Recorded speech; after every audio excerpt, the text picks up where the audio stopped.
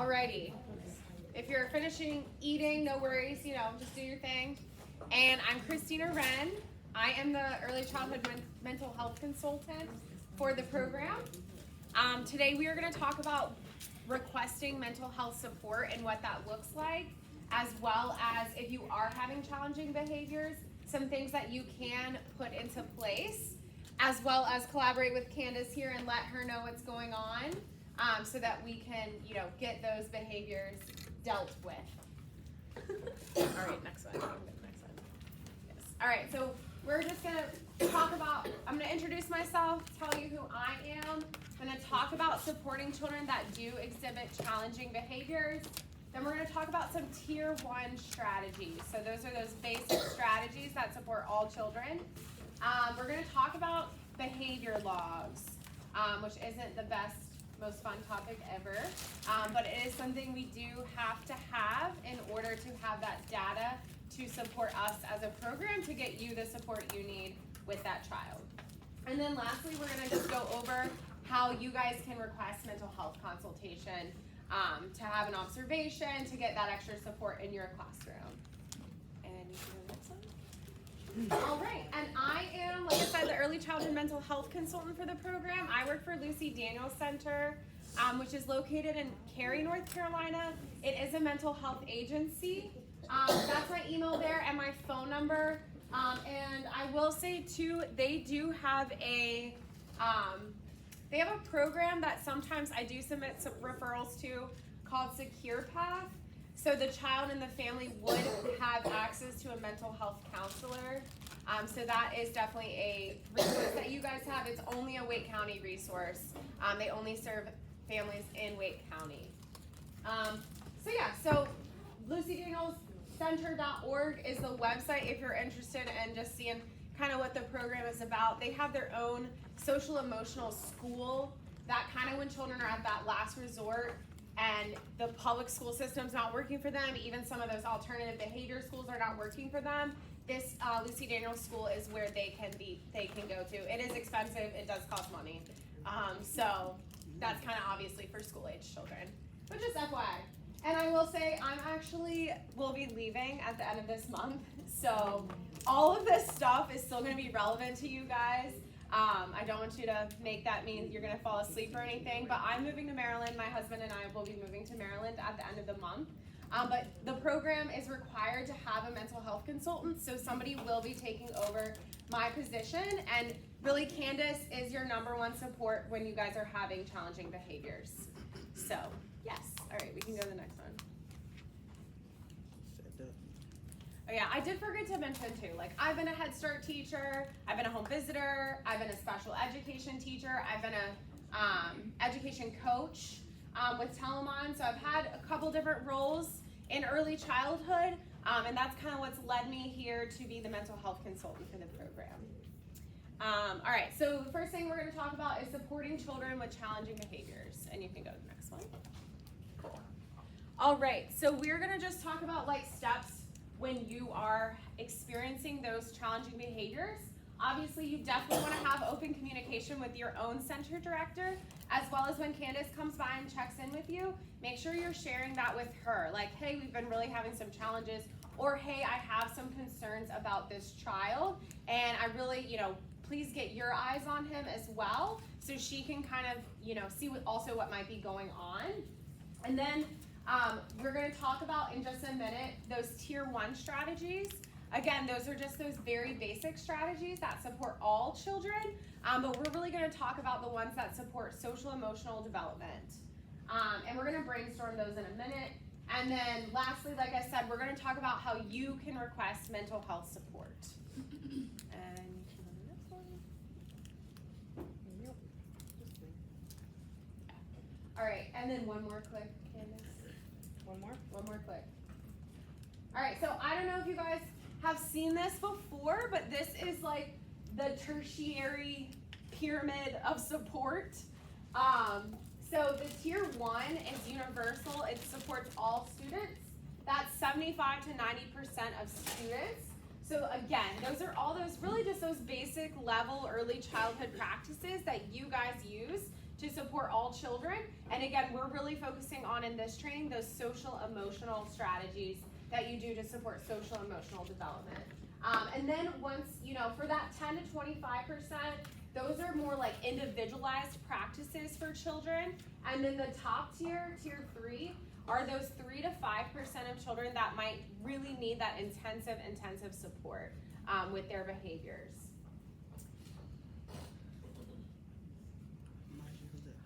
Yeah, I think if you just do that, we'll go. Oh wait, don't do that yet though. All right, so we're gonna all right, so we are going to kind of just brainstorm with maybe a group of 3 of you guys, whoever you might have, 2 or 3. If you're not sitting next to anybody, if you can just kind of make your way in front of you or beside of you, or if you want to go to someone you're familiar with, that's totally fine. We are gonna just kind of briefly brainstorm what you guys think are some strategies that you already do that support children's social emotional learning, that tier 1 strategy. And I can kind of give an example of what this means. This is really, don't overthink what I'm asking here, guys. This is very just basic strategies you guys do in the classroom, or even resources you might use to support these social emotional development of children.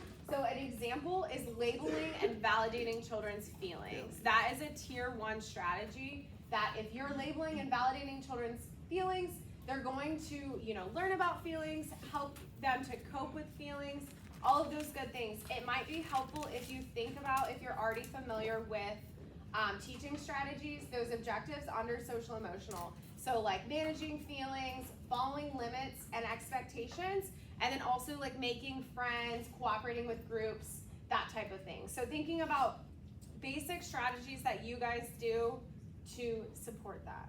So again, I'm gonna give you about 5 minutes. Like I said, don't overthink it. Just think about some basic things you guys do, and talk with 2 or 3 of you in a group and see what you guys come up with. And then we're gonna brainstorm together. So I'm gonna have a big list in a minute, but I just wanna see what you guys also are able to come up with.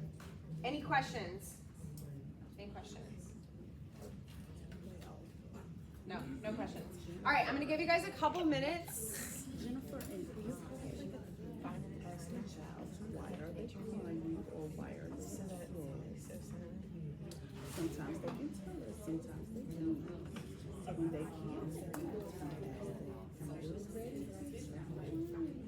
Sorry, it's hard for me to not so we give the child what is it called? The power? We give the child power. The child has the power to self-regulate and then let us know how we can help them in the situation. But I have something new that we're gonna do. I sent it to Ye. Did I send it to you? You send me a lot of stuff. I'm talking about the Oh yeah, the printable thing. Yeah. Okay, so when I get to the behavior log, I'll find out. Well, I got a new phone. I kind of go over. I don't. But see, I'm looking for it. I don't think I sent it. I lost all of our discussions, everything. Oh, It might be in my iPad. It might be in my iPad though. My iPad is that girl. let me see. This is what we're gonna do, Jennifer. It's so cute. Once I print it out, I'm gonna get to it. Yeah. So I don't have to. That's how it show up. You sent it to me. This was the last thing that I got. You know what I'm saying? Because my iPad be off. So you didn't say that. You didn't say Not my iPad.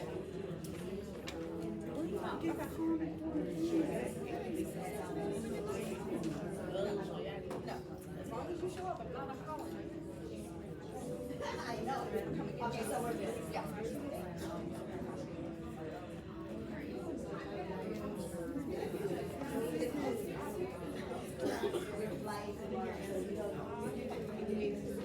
Good job, please.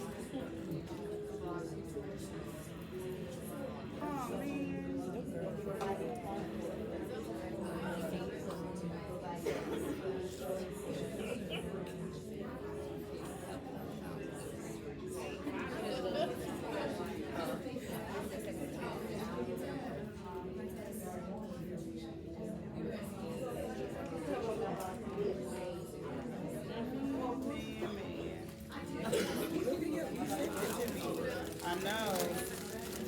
How did I see? I thought I looked at your name. There. Was it this? It was like documents, like a PDF. Right, it was a PDF. I thought you sent it to me like recently.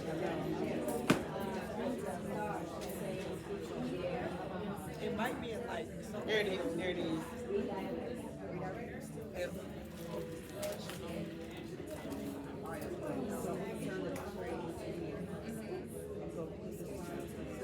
It shows their emotions. It shows them what's going to help them with their emotions. Social emotional work over there. Take 3 breaths.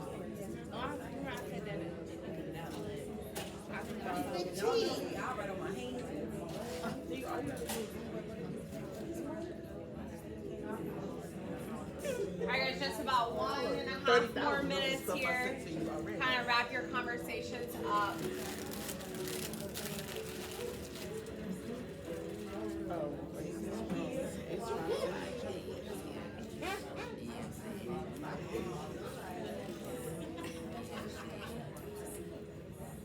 I was like, ooh, I'm just going to the library and get to that.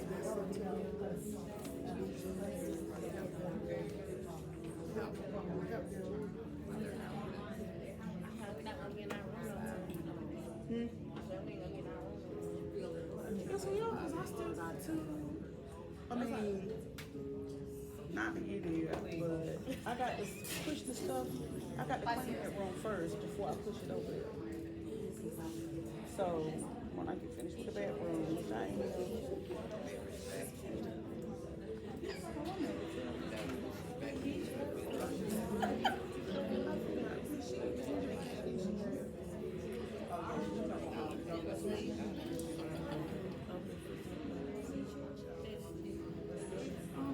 that's because that's what I was going to do, clean the room, but then I can't clean the room. Go outside.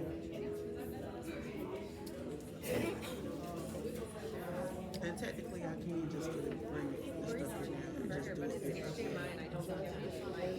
it. I've got one somewhere. It looks like that might be a USB-C. It is a USB. That's what you need then. USB to USB. Yeah. Oh, and I've got some. So technically, Now I've got one. But nothing with me. because your room already together. Alright, you ready? Yep. So what? Alright guys, we're gonna kind of come back together. If you got out of your seat, you can just make your way back to your seat. And I'm gonna ask if maybe just a couple people share one thing they came up with to support children's social emotional development. Yes, Miss Yolanda, you gonna say something? Was that a hand? Well, you can do the flashcards on the ring. The flashcards on the ring. So, like, can you explain a little bit more about that? Like with, The balloon? maybe like explain, like, let's say maybe another child, I had hit another child. Okay, yes. So you just mean like the visual support. The visuals. Yes, awesome, that's great. Thank you, Miss Yolanda. Yes, so any type of visuals, you know, children do think in pictures. Obviously, they don't, you know, they don't think in words first, they think in pictures first. So anything that you can make into picture form will really support children to kind of just cope with what's going on, to know your schedule better, to know what you're asking, all of those kind of things. So thank you, Miss Yolanda. I saw a hand in the back there. I was gonna say that I really do try to regulate my emotions first Yes. before I start to regulate theirs. There have been times where, like, especially little kids when they're exploring, especially with their teeth in their hands, they start being physical with each other. Sometimes, honestly, it kind of burns me up when they hit each other, because especially when the other friend didn't do anything, I'm like, what? But I have to remind myself they're just kids, they're exploring. You know, don't get mad at the kid. You want to redirect the child. Exactly. Yes, that is a great example. So we have to stay calm ourselves in order to support children to remain calm or cope with their strong feelings. Of course, they're going to have those strong feelings, but we have to help them by remaining calm to get back to that calm state. So that's great. You know, reminding yourself to take your own deep breaths and your own, you know, breaks that you need so that you can best support the children. Great. And I'll do one more if there's one more person. Yes. Staying consistent. Yes, absolutely. That's so important. Having that routine that you guys do over and over and over again. I know it is so redundant to you guys, but it is so helpful for the children to know what's going on, to know what to expect, and to be able to cope with those things. So that is also a wonderful example. Thank you. All right, anything else somebody wants to share?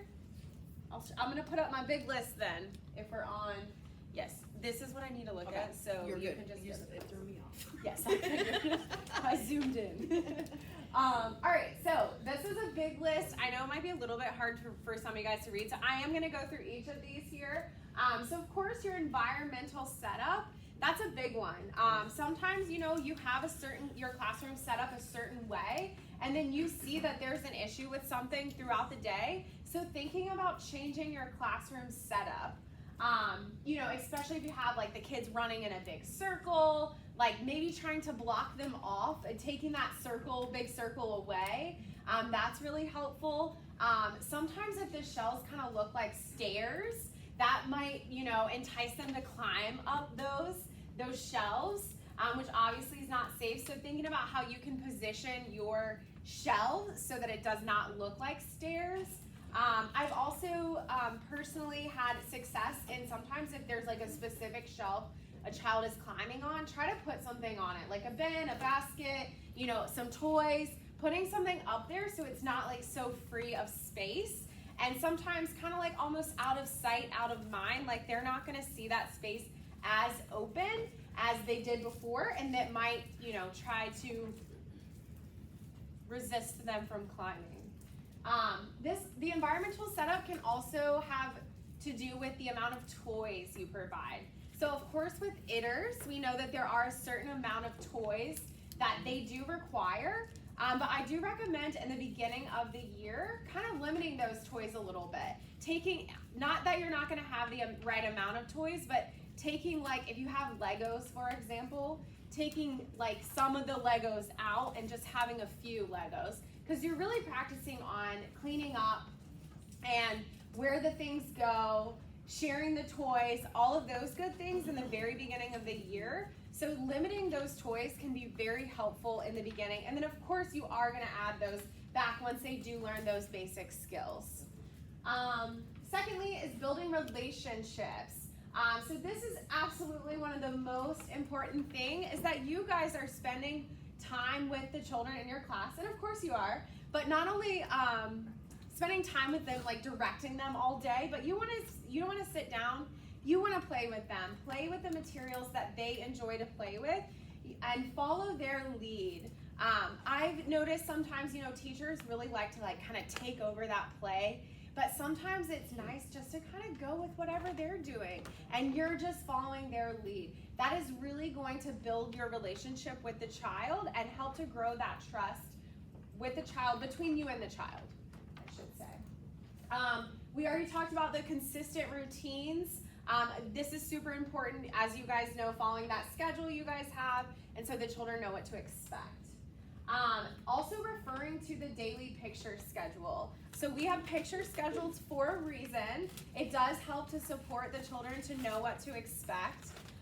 And so thinking about how you can incorporate the referring to the picture schedule into your day. You know, I've seen where teachers do that like at the end of circle time. They just talk about the day, you know, even just during, if a child's having a hard time, you can bring them over to the picture schedule and say, oh, mommy's gonna be here after this time. You know, right now we're here. After snack, mommy's gonna be here. So again, just reminding them what their day looks like and helping them cope with that. Classroom promises. So making sure you are establishing classroom promises and using pictures with those. Again, this is a great thing, especially at the beginning of the year, to review daily, like during a circle time. I absolutely recommend making it a song. You know, you guys know the kids, they love the songs. So anything you can make a song, you know, is gonna be helpful for sure. And especially using the pictures. And then in the moment, just like the schedule, if you know the child's climbing on the shelf, take them over to the picture, and I would also recommend having the pictures on a ring so you can bring it to them sometimes, because you're not always going to have those kids that are just going to follow you to this side of the room if they're over here. So thinking about putting your classroom promises pictures on a ring so that you can say, oh look, remember we agreed that we're going to keep our feet on the floor. You know, show me feet on the floor, and keep reminding them. And absolutely, yes, you're going to have to do this about 100 million times. So like, don't think that that's going to be the saving grace for you, but it is helping them to make sense of what you are asking. And then also establishing limits and making sure you're sticking to them. So if you are setting a limit for a child, making sure you're not giving in to that limit, guys, because as many of you know, once you give in to that, they're just going to keep pushing and pushing and pushing. So please, please, please stick to your limits. And if you're really, really struggling, I do recommend that you think about if this limit is something you can be flexible with. Is there some flexibility you can give into? Especially if you're struggling with a child to, hold this limit, thinking about how you can be flexible so that you're not stressing every single day when this kid's not going to stay on their bed at rest time, how you can be flexible during that time to support them to stay on their bed at rest time. Using positive language to support behaviors. I have a little note about this one, so I'm going to read it really quick.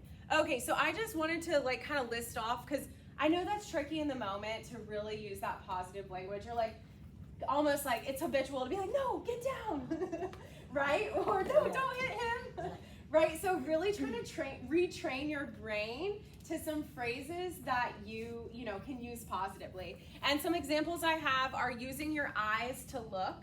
That one's a really helpful one if you don't want them to touch it, right? And making sure you're saying it obviously at the beginning of your activity. Using your eyes to look, use your hands to build, use your hands to hold, use your hands to help. Use blocks to build. Walking feet, we all know that one.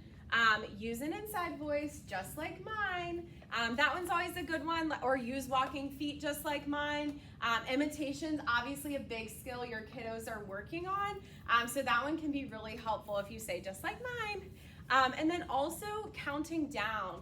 Counting down can really be super helpful if you're say a child's using some glue, and there are those children that's going to squeeze that glue forever and ever. So thinking about counting down 5, 4, 3, 2, 1, all done. This will really help children to, again, just kind of stop that in that activity and stop that activity. You will be surprised how helpful it can be for counting down. The next one is labeling and validating feelings. So we kind of already mentioned that, this is how children learn about feelings.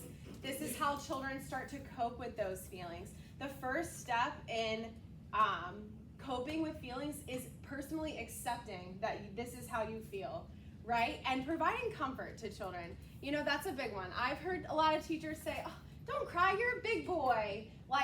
Big boys cry, big girls cry, we all cry, it's okay to cry. We gotta help these little people understand that it's okay to cry. Even when you grow up, you're gonna cry. Things are gonna be hard. You're gonna get mad, you're gonna get sad, and it is okay. Bottling those feelings up and feeling like, oh, I can't cry because I'm a big boy, that's really gonna cause some mental health issues later in life. So thinking about that. And sometimes I will say providing comfort, it's just be with them. Just sit there with them while they cry. That's sometimes the best we can do. Because you telling them to stop crying isn't helping them to get over that feeling. So sometimes it's helpful just to be with them in those moments. The next one is teaching them about the safe place as well as, so what it's used for, as well as what we do at the safe place. So a safe place, of course, is a place that we use to calm, right? But it should not be forced. It should not be forced. It should be, if you need a break, you could go take a break in the safe place. And of course, you want to have fun things there. Stuffed animals, maybe some sensory toys, some books, something they can kind of do if they do choose to go there. It is a place, when I say teaching about the safe place, it is a place, obviously, you just want one child to go. So trying to be Obviously sticking to that limit, sometimes that can get tricky. I will say, you know, especially if there's the fun sensory toys, you know, thinking about maybe you can take the sensory toys elsewhere if they want to play with those in that moment, if there's a bunch of children that want to play with them. But yeah, so just thinking about teaching the children intentionally about the safe place and what to do there. And then of course some coping skills, you know, I want to have the pictures of the breathing icons where you can help them breathe. You know, so maybe some little squeezy stress balls, the sensory toys, you know, whatever, you know, you've noticed that your children helps your children to calm down. Next is stating expectations before transitioning or activities. So I kind of briefly touched on this, but you know, making sure like before you get into the classroom, you're like, all right friends, when we go in the classroom, we're gonna wash our hands and sit on the carpet, right? You want them to know what to expect before you're in that moment and everybody's everywhere. And then you're like, wait, we gotta wash our hands. So try to do that. And it is hard, honestly, with the washing hands with the little ones. I know they're all over the place. Give them some grace. Give them some grace. You know, if they're not the first one to the sink, if they go over here and touch something, just give them some grace. You're gonna go get them. You're gonna help them wash their hands. They're gonna do it. Providing choices.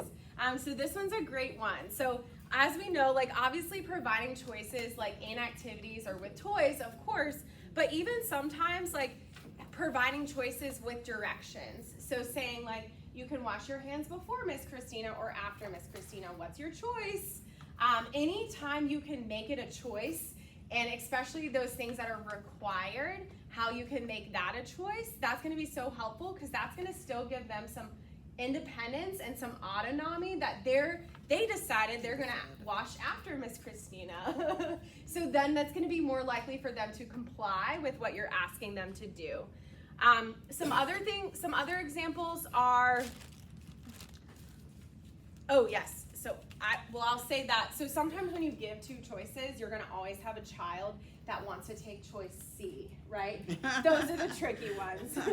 Those are the tricky ones, but with these children, you can kind of stick to just like a rule of 3. So you're gonna tell them 3 times, you know, and I always like to use this one too, especially if it's a direction or even just like cleaning up or something like, you can do it or I can help. And they're saying, no, I'm not gonna do it. You're gonna say, that's your second time. You can do it or I can help. Again, I'm not doing it, or whatever they do. And then the third time you say, all right, I asked, you know, this is your 3rd chance. I've already given you 3 chances, so you can do it or I can help. And that phrase alone, just you can do it or I can help, that one I use a lot as well. That one can be super helpful because it's like, do you want to be independent? Because I know you do. Or I can help you be independent. A lot of times the teachers struggle with like cleaning up. A big one that I, you know, try to help teachers see is they have, especially with the age group you guys have, like they have so much time to learn and practice cleaning up. So sometimes the biggest success that you might have is bringing them the bin. So if, let's say they left the block area, they're over in somewhere else trying to avoid cleaning up. Bring them the bin, bring them 1 block, and say, oh, look, put in. And then they put, you know, once they put in, oh, you did it, you cleaned up. That is literally a success in itself. That 1 block that you helped them put in and you guided them to do, that is a success. So don't stress yourselves over the fact that they're not cleaning up all the toys.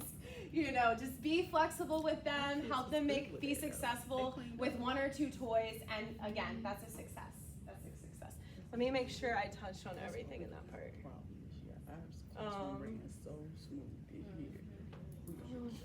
Oh yes, another choice thing I wanted to mention too is a lot of times a choice, it can be all done, can be a choice. So you could say build with the blocks or all done, especially if it's a safety concern. So really think about that because again, we want to hold to those limits, right? We cannot allow the children to just throw blocks everywhere. So if they're throwing the blocks and you said, build with the blocks, they're all done, again, you're gonna think about that rule of 3, that you're gonna give them 3 chances to do that, and then they'll have to be all done with that activity, which they might have a meltdown after that too, but, but yes, they're gonna learn, I promise. All right, next one is physical support. So as you guys know, the children are learning to wash their hands. So that's a great example of when you would use hand-over-hand assistance to help children wash their hands.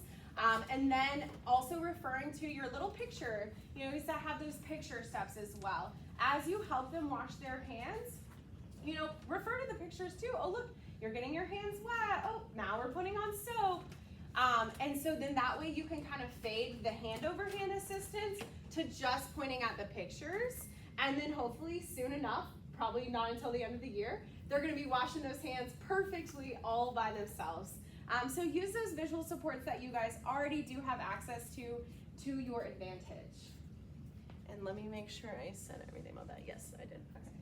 All right, the next one is intentionally teaching social skills and giving them opportunities to practice. So of course with this one, especially for the little guys, like you want to use very, very simple language. I've noticed sometimes, I go into a classroom and a teacher's trying to tell a 2-year-old to say, "Can I have a turn after you're done?" That is a lot of words, y'all, right? That is a lot of words for your children to know. And of course, you're going to kind of differentiate this to the child, to the child's level. So, like a child that doesn't have a lot of language or is working on that language still, really just be very simple. So you can say things like, "Turn, please." Try to stick with 2 or 3 words when you're trying to give them directions for social skills and to use that language. And then of course, if you have, a 3-year-old who has a lot of language, of course you can try to use that little bit of a longer phrase to get them to ask and use those words. And then with social skills too, I definitely highly recommend like sitting, during circle time or even just sitting in a circle, you have like a stuffed animal, you're gonna take turns passing the stuffed animal around and around, right? We're taking turns with the stuffed animal.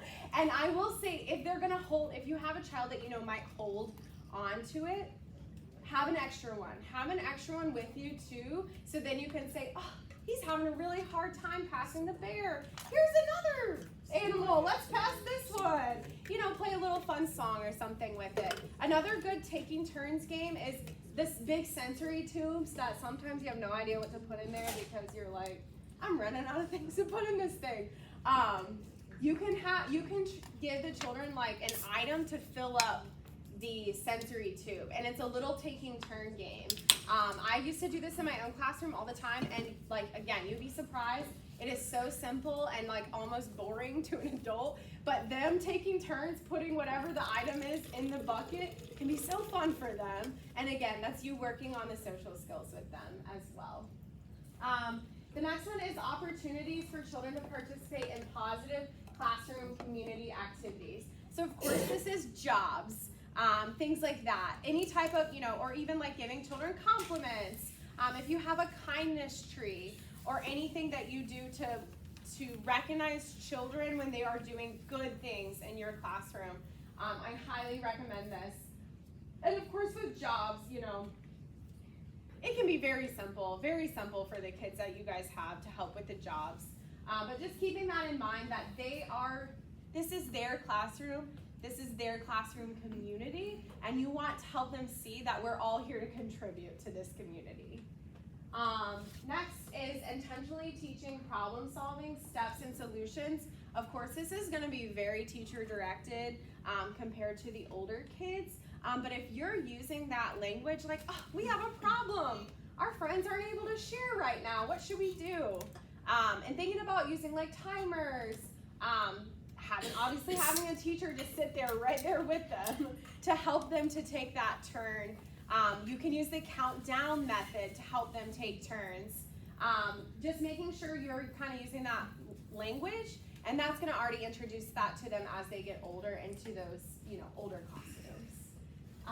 Next is opportunities for self-reflection. Again, very, very teacher directed, but thinking about a time where you might say, "Oh, you did something really good today." Think of something they did great today, help them reflect about that. But also saying maybe tomorrow we should work on using our walking feet before they come back the next day. It's gonna, again, very teacher directed. Self-reflection is a little bit of a higher order thinking skill, but if you're starting to introduce this stuff to them, then they're gonna start, understanding it, right?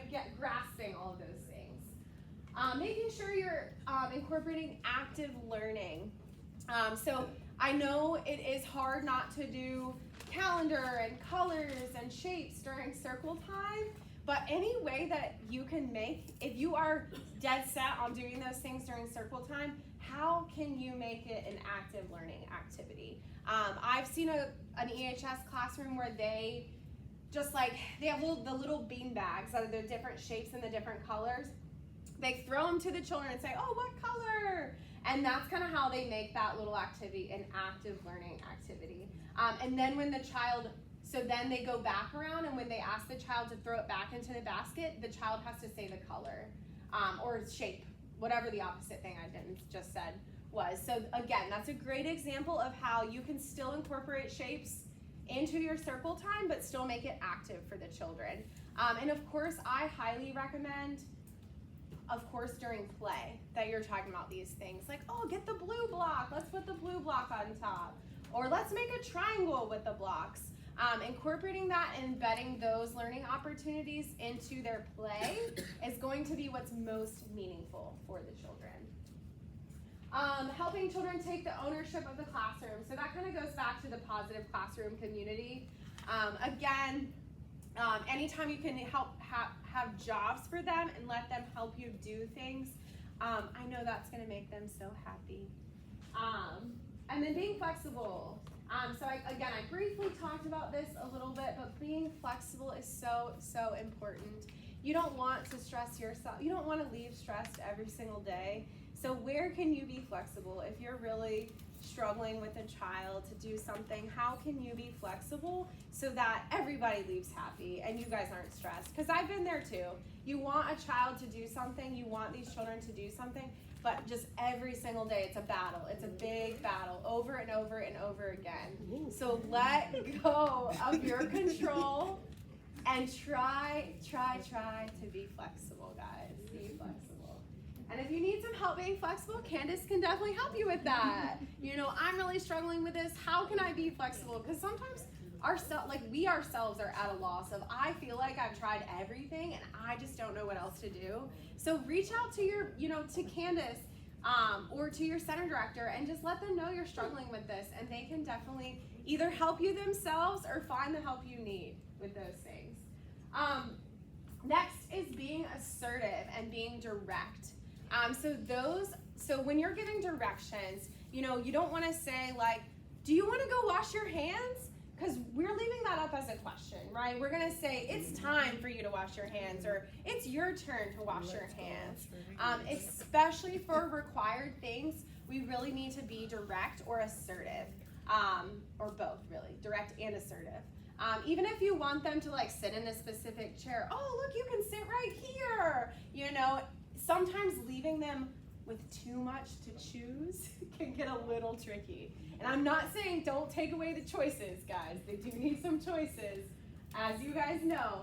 But thinking about times in your day where you can use that assertive and direct language to support them. Ignoring. Now with this one, I will say this is so, so helpful. If you can just ignore the small things, like it will literally save your own brain and exhaustion sometime.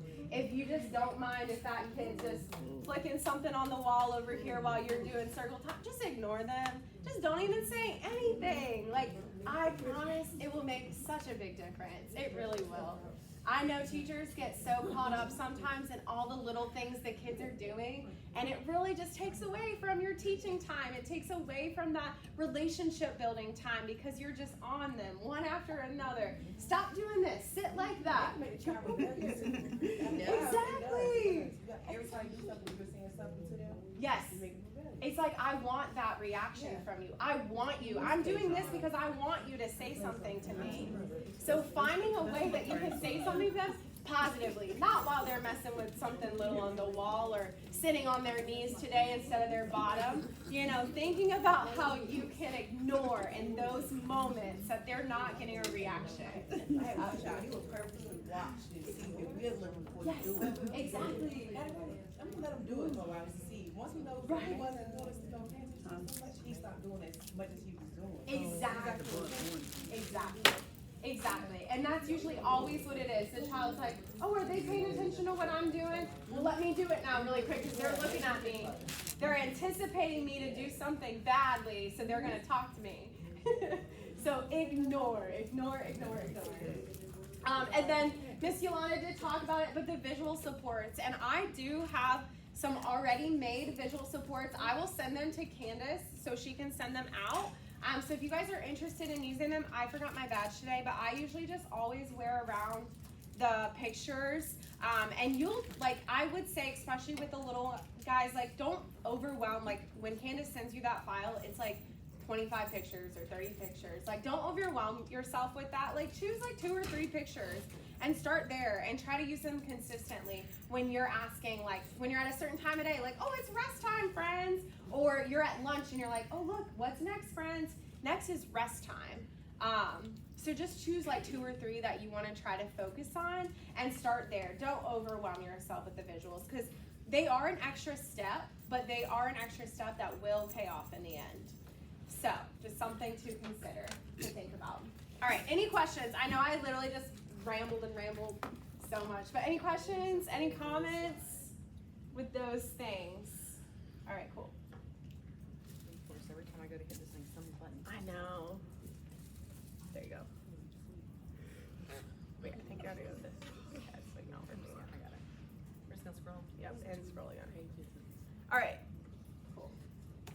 And then, yes. All right, so we're gonna talk about the behavior logs. You do have a behavior log in your packet. If you would like to pull it out just so you can kind of look at it more closely, because I know my slide might be a little hard to read. And then you can go to the next slide, actually. What's my time? Okay. All right, good. I'm about at the end. We're pretty close to it. Yeah, you can click this slide. Yep. Thank you. All right. You stapled theirs too? Yes, perfect. All right, cool. All right, so as you guys are finding that, so it's a staple, it's actually stapled together. It's got this orange pyramid model on the front here. So this is I just wanted to share a couple like 1-page things from the behavior policy guide that would be helpful for you guys to review, to have handy. So this first one is just like what your family services gives to the parent to introduce them to the behavior support policy guide. It kind of tells a little bit about it, why we use it, and it does have the pyramid model here. If you guys have been here for a while, you've probably had the behavior support policy training, so you guys are somewhat familiar with it. And those are the different levels of the pyramid model on there. So again, just a nice little reference that you guys can remind yourselves of. That's what we share with the parents. The second one, so what's on the back of that is the types of behavior. So this is straight from the behavior policy guide, the types of behavior. So if you are having a child with challenging behaviors in which you feel like you should start a behavior log for that child, make sure you review this types of behavior where it talks about typical, concerning, and unsafe behaviors. A lot last year, I really ran into a lot of teachers spending time on behavior logs, and a lot of those entries on the behavior logs were typical behaviors, like saying no, right? Don't waste your time writing saying no on this behavior log, because I already know how time consuming it is to fill out the behavior log.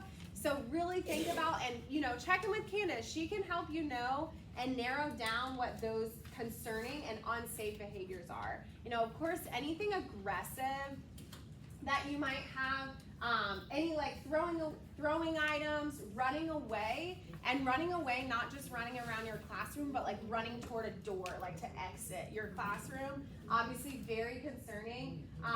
Like continuous kicking and hitting, continuous destroying of items, and any type of self-harm, like that is very, very concerning if they're doing anything to harm themselves when they're upset.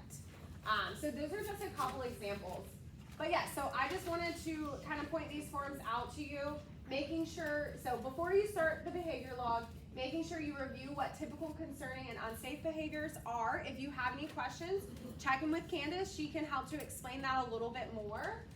And then secondly, try and narrow down the behaviors that you're seeing daily to just 1 to 3 most severe behaviors. Again, I don't want you guys to be wasting your time that a children said no to you 15 times today. Like, that is a waste of your time, right? Even refusing. Like, if you said, like, if you're like, oh, go wash your hands, and the child's like, I'm not gonna wash my hands, then refusing is also a typical behavior. It's really not super concerning. They're in that, obviously guys know they're in that phase, they're in that age of development that they want to do what they want to do when they want to do it, and not when you want them to do it. So trying to think about the 1 to 3 most severe behaviors, and that's what you'll focus on for your behavior log. So I'm just trying to make it a little easier for everybody to track those behaviors. And I know, again, guys, it's not super, super easy to take the time to do this, but it is so, so important that we have the data to show what the child is doing, to say that they're challenging if we want any further steps to be taken following the behavior policy. Question. Yes. So if we've done those laws Yes. and we turned them in, Yep. how, I know some families, it's an insurance type of thing to get further support. Right. But if it's not, if it does not fall with the insurance, Right. how do we get support? Because we have not had the support in different situations when it comes to our kids. And we've done the behavior laws and it kind of just stopped at, oh, they don't have insurance. And so how do we go past that? So there are steps in the behavior policy through Telamon that we can take to say that this child, like, we cannot handle the situation of this child. Now, I will say that is so few, like that, this is Head Start, y'all. Like, that is the 1% of 1% that we're gonna say we can't handle or deal with this child in our program. So, I don't want me to say that and you think that that is gonna be the answer, that you're gonna get that kid out of your classroom. Cause I can say 9 times out of 10, that ain't gonna happen. It's not gonna happen. So you'll turn your behavior logs into Candace, which then she would give those to me. And then I would come to do a classroom observation to kind of just get my eyes on the child to see if there's any additional support that I can offer. So that could be like support, so referral. If you're saying like insurance, like referral, I just don't know where the insurance is coming from. We've had different situations, but we've had like a behavior law. Yes. Like you have. Right. We've documented now I can think of 3 children off the top of my head. Okay. You can kind of correct me on that if I'm wrong, but I think it has been 3. And once we turned it in, we got those back that, oh, this child doesn't have whatever the insurance was that they needed to be able to, for the parents to be able to, the parents did the paperwork that they were all in agreement on this child needing additional services. But we could not get the service because of whatever the insurance policy was. I guess they had to have certain kind of insurance. That's above us. But Right. I know is once we came back that the child did not have the insurance, Right. then we did not get any help for that child at all. So- regardless if we had the insurance or not, so we just had to continue to deal Right. with the behavior Right. with no help. Okay, so this, I guess let me say that this behavior log specifically, this is like an in-house, Telamon situation. So to get support, in-house, that will be what this behavior log is going to help you with. So that's gonna be the mental health consultant coming out to do an observation to help give the teacher strategies about what they can try to do with this child. It also can look like referrals to the CDSA, which you do not need insurance to go through the CDSA. That is a nationwide program that everybody is able to submit the referral to, which that would be something Candace would do. And then if they don't qualify for referral services, so that's speech therapy, physical therapy, OT, all of those type of things, then that might be something too to think about. Well, this might be a child that will be eligible for like Secure Path. So Secure Path is that program that I mentioned through Lucy Daniels. The parent does have to agree to participate in Secure Path. So depending on the parent, then that's not always something that is feasible for the parent. But if it is like a safety concern and the child is consistently doing persistent unsafe things, then that can be something that we can kind of take care of in-house, if that makes sense. Yes. So I'm not sure where your behavior logs go to. You're at Apple Tree? Yeah, see, I personally did not see any behavior logs from Apple Tree. I know we had a change of EDS, I don't know what to call you, EDS, so I don't know if maybe it kind of got lost in that. But yes, so, and then I'm also interested to know, like, who did you submit those behavior logs to say that the insurance was denied? But we can talk about that. Yeah, we can talk about that after. But I would be interested to know that. Yep, these behavior logs stay in-house. This is an in-house policy, an in-house support system. If you want referrals, that's a different process, and then we would apply for that. Sometimes they come back with insurance, like they need more, or they're overqualified. Once in a blue moon, we'll get one that overqualifies, and that's where then you would say, okay, we can pull in somebody else. Okay, interesting. That's where Christina can come in and help working classroom with the family sometimes. Okay, yes. So my question would be, how many of these, or what's the time period to turn these in to get services? Yes. Because we had a child and it was daily, and it was falling out, kicking, screaming, fighting you, kicking the door, throwing chairs. Right. It was every day. Okay. It was every single day. And we probably dealt with that for like a month until mom just stopped bringing her. Okay. But what is the time period to continue to do this? Because this was daily, every morning. Right. So I'm gonna get to that. All right, in just a minute. Let's talk about how to fill out the behavior log, and then I will get to how long you need to complete it and what to do next with it. All right, so if you can click again, Candace. All right, so if you look at your behavior log, you have these couple entries, 1, 2, 3, 4, 5 entries here. I'm just gonna talk to you about what you're entering on each of these different things. Again, just to save you some time, to save me some time, save everybody some time so that we're all on the same page. So the activity is gonna be the time of day. So that's gonna be, when did it occur? Was it center time? Was it breakfast time? Was it transition, like during a transition to hand washing? I would try to be specific with what transition, if it is a transition. Like transition to inside, from outside to inside. That one sometimes can be a tough one. So activity is what time of day it is. Click again, Candace. The description of the action is the behavior. So that is like they hit their friend or they hit the teacher. So it's what did they do? Or they threw a chair. That's a big one. They threw a chair. That is what happened in the moment. Click again. All right, the environmental influences. So this is really important to capture what happened before. So what did you ask them to wash their hands and then they threw the chair? That would be what the environmental influences. It does not mean the furniture, just the furniture. It can mean a lot of things. Sometimes noisy, very noisy time. Maybe a child screams and then another child like freaks out and has hits them or something. That can be an environmental influence. Asking a child to clean up, that can be an environmental influence. So what happened before they did that behavior? That's what you're gonna put in environmental influence, or anything else that you just might notice that, you wanna note. And then next is the response. So you have these 3 check boxes, and if you can, I do encourage you to write a little comment if you can.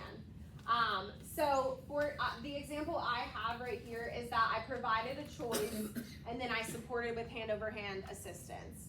That is what I'm saying my little note is. So I just wanted to remind everybody what connect and redirect is. So connect is validating children's feelings. you seem angry.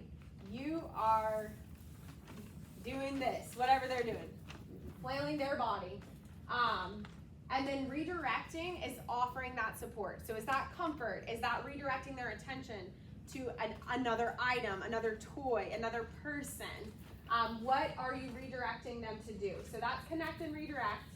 And then of course, immediate response to unsafe behavior. That's gonna be something like getting the child off the shelf, right? I'm picking them up, I'm putting them down if they're climbing.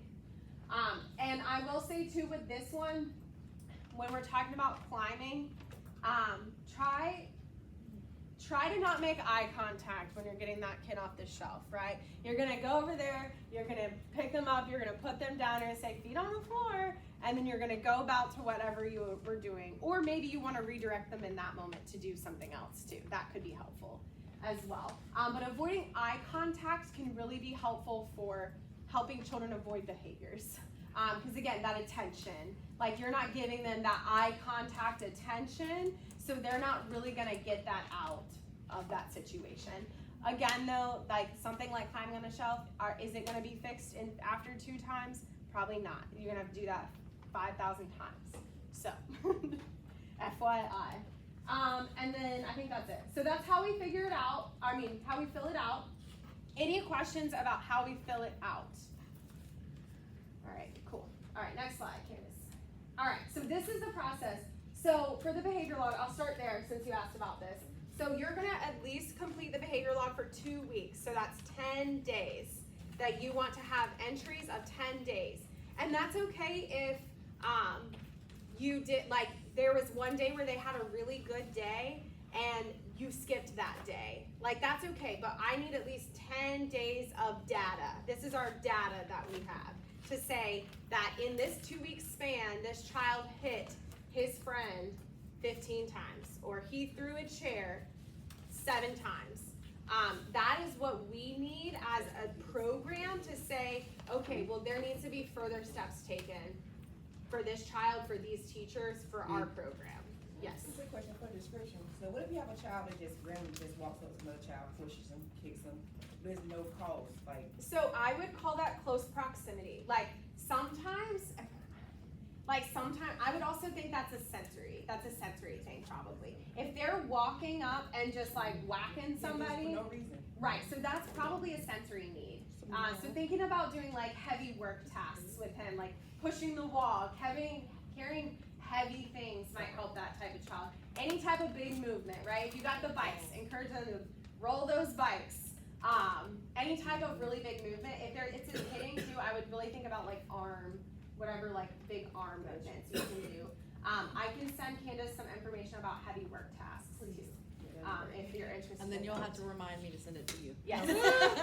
I'm like, somebody there wanted some heavy work tasks. I don't remember who it was. I've definitely noticed that is becoming more common, that kids are just going up to kids and like doing something, but that is probably a sensory issue. So there is an underlying thing. I had a child in my class that when he was really excited, he would just like grab his friend. He was like so excited, and it was very, very difficult to try to get him to do something different when he was excited. But it was a sensory processing issue that they were having. So I will send the heavy work task to Candace as well. Okay, let me go back to these other things though I didn't mention yet though. So again, making sure you're talking with the parent. You don't want to give them a bad report every day, but you want to inform them that you are having some challenges with their child.